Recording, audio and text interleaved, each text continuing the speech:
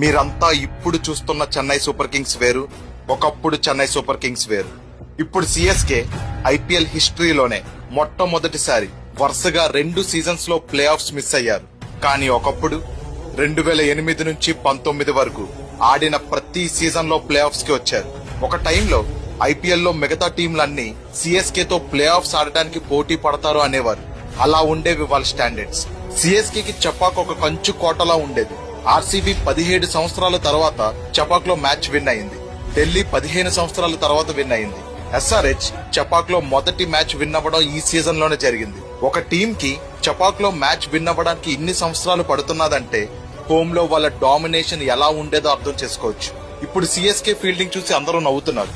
కానీ ఒకప్పుడు CSK fielding అంటే Suresh Raina, Faf du Plessis, Brendon McCullum, Dwayne Bravo, జడేజాతో నెక్స్ట్ లెవెల్లో ఉండేది.